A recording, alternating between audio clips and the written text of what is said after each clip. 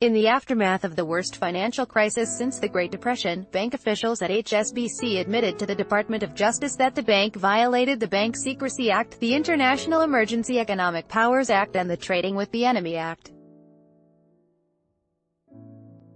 This amounted to one of the largest and most destructive money laundering and anti-terror finance sanctions busting in history. Fines were leveled, but no senior bankers went to jail. In another investigation, the DOJ implicated Deutsche Bank and UBS in a bid-rigging cartel that illegally manipulated LIBOR, the most important global benchmark interest rate. Sponsored Professor Bill Black estimates that the dollar amount of deals affected by the collusion ranges from $300 - 550 trillion in deals manipulated at any given time. It was a scandal that may have been history's largest financial crime, yet the U.S. Department of Justice refused to prosecute any of the elite bank officers involved. As we approach the 10th anniversary of the 2008 crash, ProPublica's Jesse Eisinger reminds us that no top bankers were ever held accountable for the biggest financial crisis since the Great Depression. No top officer from any major bank went to prison. All of these instances of corporate corruption occurred well before Trump's election. Trump stands accused of much the same.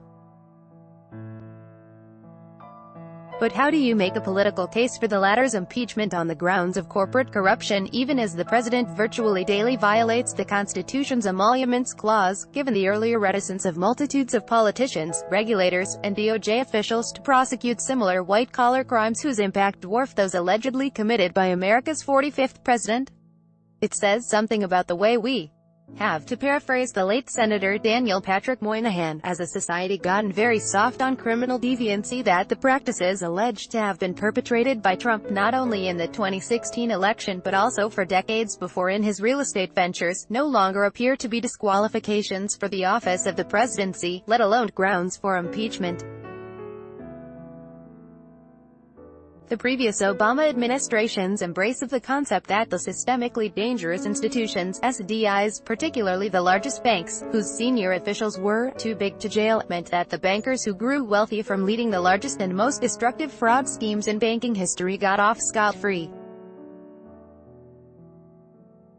And they also created a context in which the business practices of a candidate like Donald Trump were normalized to a degree that they were considered an insufficient bar to block him from the presidency. These facts are worth recalling in the context of the recent convictions of former Trump campaign chairman Paul Manafort on charges related to bank and tax fraud, and the guilty plea by former Trump lawyer Michael Cohen, who directly implicated the president in campaign finance law violations. As sordid as their actions were, they are small beer compared to what took place in the decade, in which a whole industry literally succumbed to an epidemic of fraud, money laundering, and other forms of malfeasance. Of course, one shouldn't ignore the role of the GOP in terms of fomenting this degradation of the rule of law. Clearly George W. Bush's gutting of the SEC, his refusal to devote more fiscal resources to the hiring of additional FBI field officers to investigate financial fraud, and his appointments of Goldman Sachs' Hank Paulson and his AG, Alberto Gonzales, all contributed to this criminogenic environment. However, it is largely the Democratic Party today that is seeking to position itself as a quasi-constitutional brake on this lawless presidency, which, given their minority political status, means using the courts to save the country from a descent into total constitutional anarchy. But the Democratic Party's ongoing obeisance to its Wall Street donor class via its long-standing embrace of financial deregulation, especially prolific during the tenure of Robert Rubin as Treasury Secretary in the 1990s, and its correspondingly supine response to the consequences of said deregulation during time of the Obama administration, means that Democrats are poorly placed to mount a credible case for impeachment today on the basis of Trump's sleazy business practices. During the 2016 election campaign, Trump cynically exploited people's anger at the widespread sense of a judicial system heavily tilted against the average American, as well as highlighting the unsavory alliance between the swamp in Washington, D.C., and Wall Street, all while reminding voters of the Democrats' role in the financial deregulation that helped to destroy the global economy years later.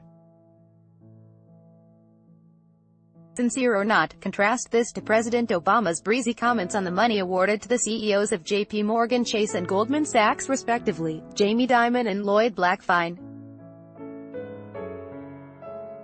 Although Obama initially condemned the obscene bonuses of Wall Street fat cats, by 2010 Business Insider reported the president was totally cool with the awards to these very savvy businessmen. I, like most of the American people, don't begrudge people's success or wealth.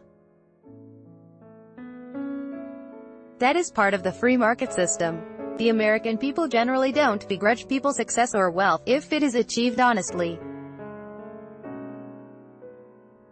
What Obama failed to acknowledge is that the electorate was revolted when such wealth was accumulated on the back of pervasive fraud and government bailouts, or experienced a sense of things being rigged against them in their own economic lives. It is important to recall this context as we ponder the miasma of prosecutions, indictments and guilty pleas that have emerged from Special Independent Prosecutor Robert Mueller's ongoing investigations of the Trump administration. In aggregate, the indictments and guilty pleas have added to the overall picture that Mr.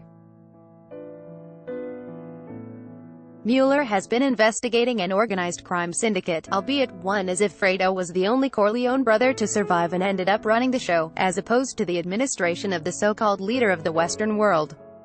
Have these convictions given renewed momentum toward removing Trump via impeachment?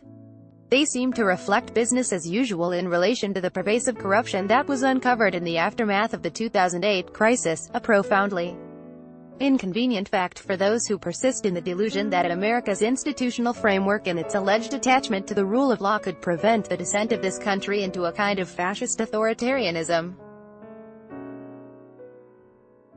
The Obama presidency is now viewed fondly through the prism of the nightmare that is Trump. But what did the 44th president, or his Treasury Secretary, or Attorney General, do when confronted with the epidemic of fraud and malfeasance that gave us the nightmare of 2008? Basically nothing. Bankers were given a get-out-jail-free card.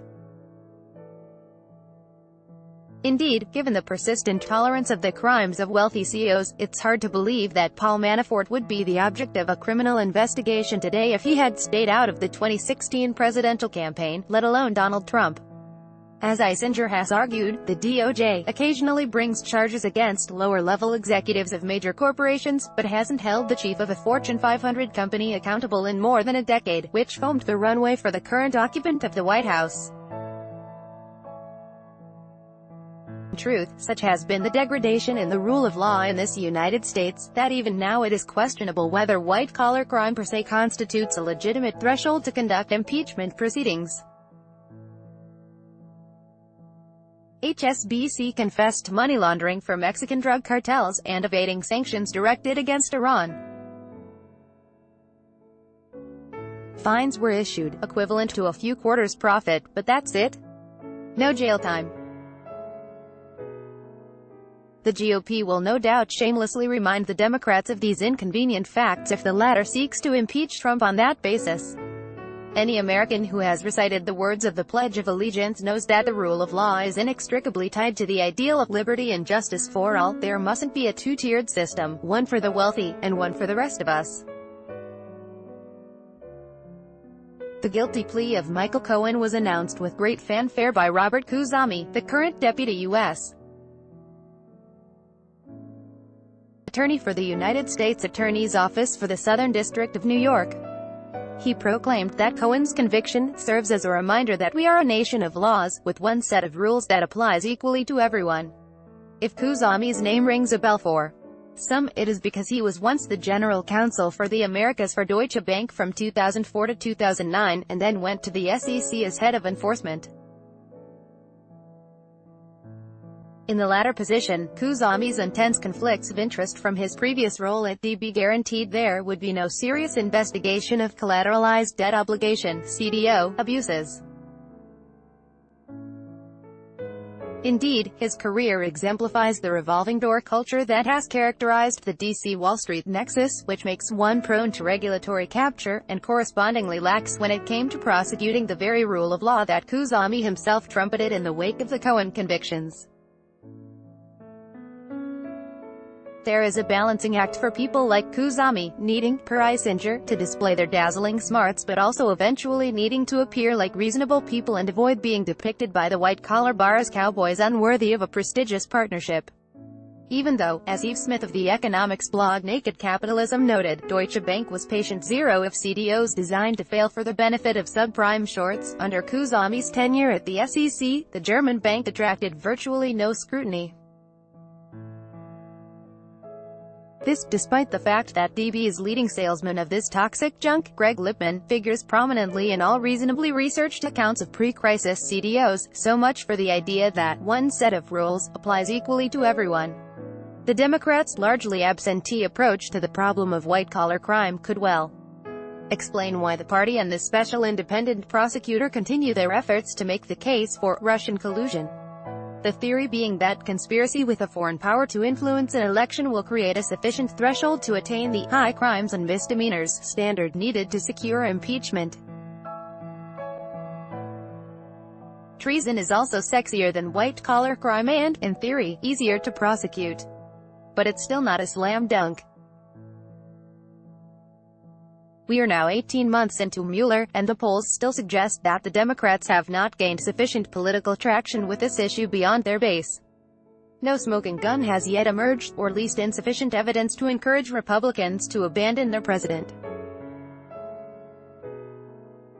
Hence, calling for impeachment remains a risky strategy if Mueller fails to deliver the goods, as it will appear to many voters that the Democrats are using the courts to overturn an election result, much as Democrats used to allege during the GOP, Ken Starr-led impeachment proceedings against Bill Clinton.